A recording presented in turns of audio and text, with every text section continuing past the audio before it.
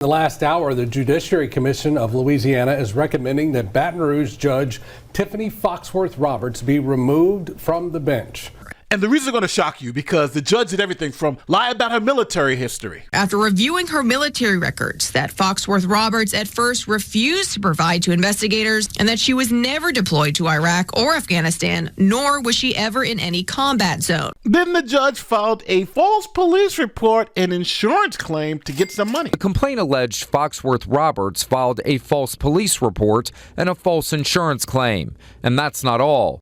To show us that she didn't file a State Farm claim. Well, come to find out, she did file. State Farm was her auto. Her auto insurance. Okay. Now, she didn't put that qualifier in her response. She just said, I didn't file any claim at all. And as I said, we did later find out that she did file a claim with her homeowner's insurance, USAA. And now judges in the great state of Louisiana want to kick her off the bench. In the Judiciary Commission's final report given to the Supreme Court, they said, quote, "It is rarely an easy decision for the Judiciary Commission to seek the removal of a judge. However, given the totality of the misconduct that the commission found to be proven by clear and convincing evidence to protect the public and its confidence in the integrity of the judiciary and to purge the judiciary of any taint of disrepute, the commission is compelled to recommend the removal of Judge Foxworth Roberts from office." All right, we got a lot to talk about.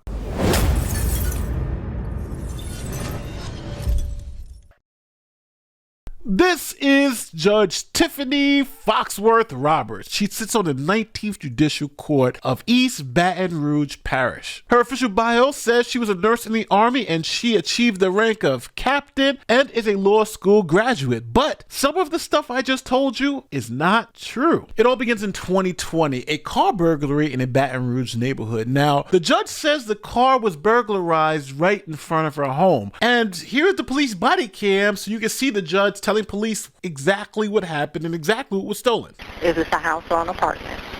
A house.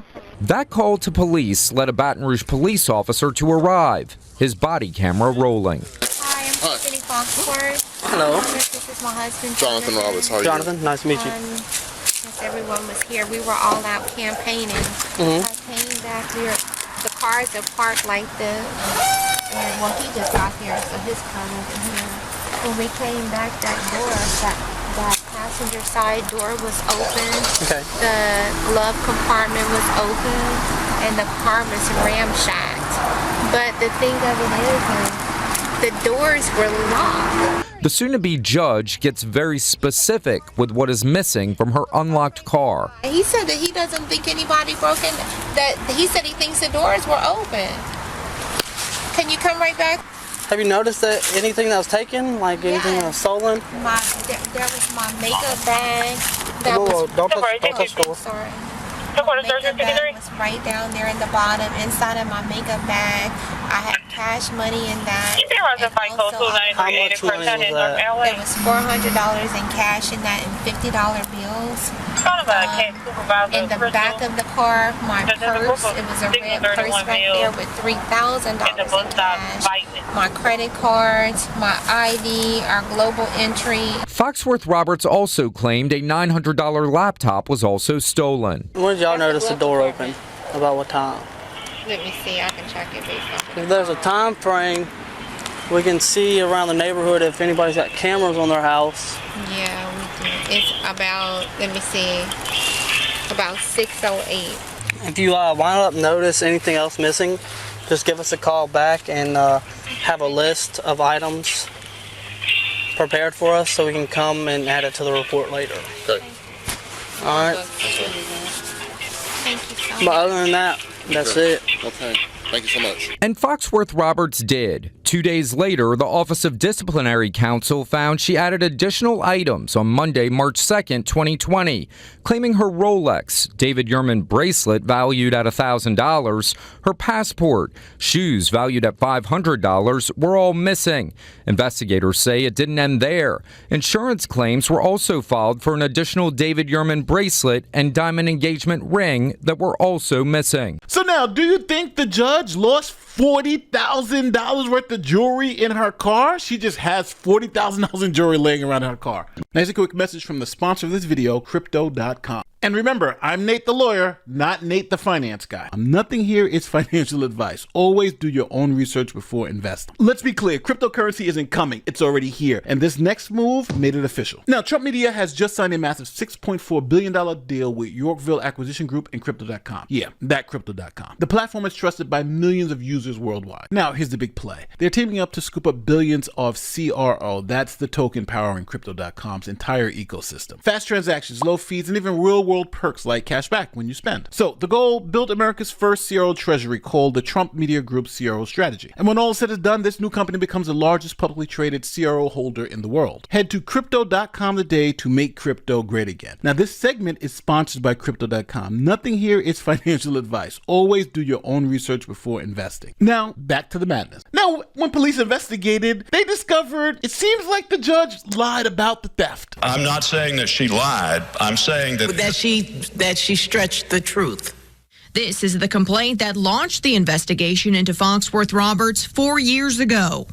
It was sent anonymously in May of 2021 by someone who said they, quote, sat by and watched her conduct bring disrepute to the judiciary for over a year. The 4-page letter mentions how the complainant says she lied to police when she reported a car burglary in 2020. This is where the problems for the judge began, in the Sherwood Forest neighborhood, when she says her car was burglarized while she was campaigning in February of 2020.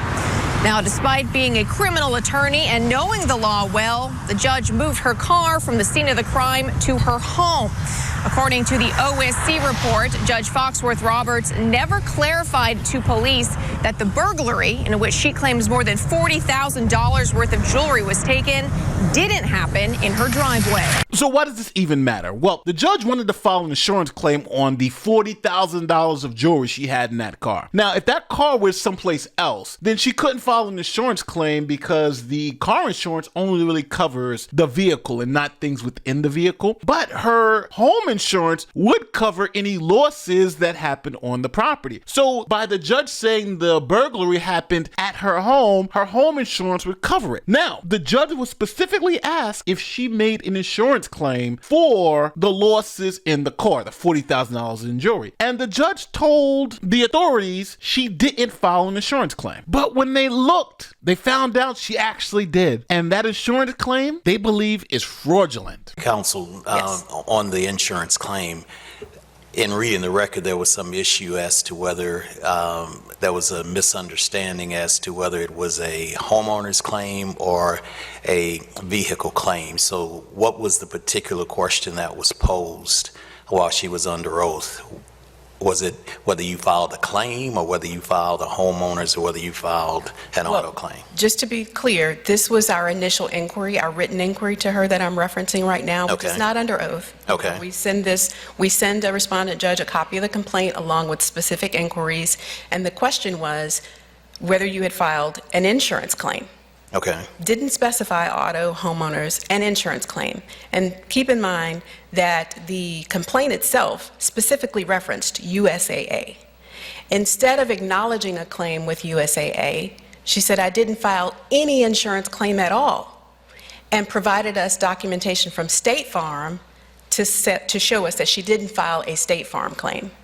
Well, come to find out, she did file. State Farm was her auto. Her auto insurer. Okay. Now, she didn't put that qualifier in her response. She just said, I didn't file any claim at all. Okay, so if filing false police reports and false insurance claims isn't enough, well then the judge lied about her military service. She said she served in 3 wars and that she achieved the rank of captain in the United States Army. Both are actually lies. I am an Army veteran. I served 14 years through 3 wars, Desert Storm, Iraq, Afghanistan.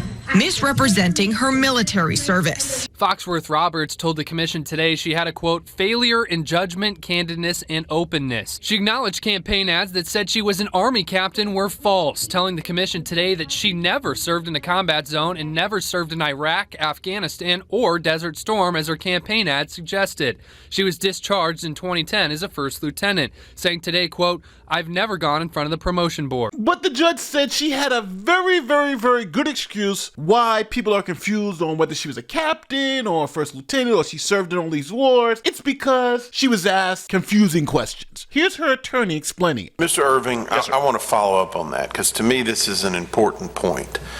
I can understand the confusion that comes from a campaign. And she has folks that are fine, upstanding citizens that are saying, it's my fault, I'm responsible. I think that it's reasonable that we could accept that.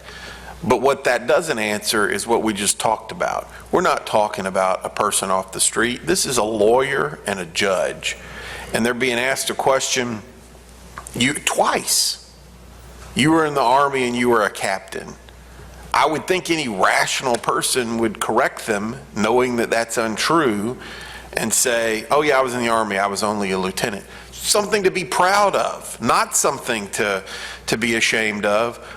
Why twice did she not correct that misstatement under oath? And in fact, answering yes, comma, yes to the compound question seems to affirmatively affirm it. The only thing I can tell you to that is that it was a compound question and she was responding to the issue of being in the Army and responding to the question of being a commissioned officer and not addressing the rank. Now, if that was it, you'd probably be like, okay, so what? But the judge had a problem with continuously lying while she was under oath. This is a judge. Matter of fact, here's another judge from the commission calling her out on all of those lies under oath. Justice Cole, what else under oath? Well, there is the testimony about being a captain in the Army. There is testimony about not knowing. She claimed to not know about the second claim for the $19,000 ring. However, the insurance records belie that. They show that she contacted USAA at least 3 times to make that claim. She attempted to tell us that it was USAA's idea to put it on the second claim, which absolutely was not true. The records show that that was not true. Also claimed that she never saw the ads that were run in the Central City News, which is just not credible testimony.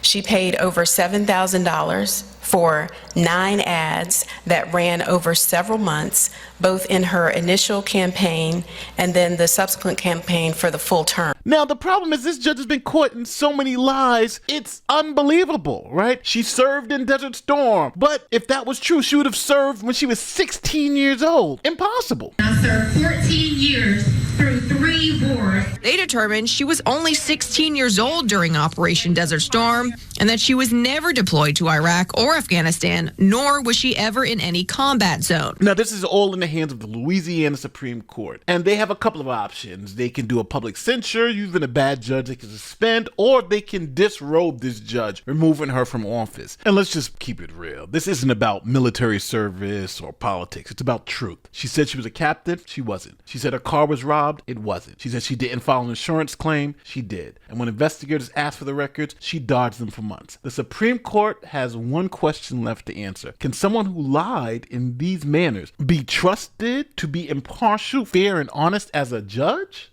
This is a case that merits removal because you cannot teach a judge to be honest. We shouldn't have to teach a judge to be honest. Thank you.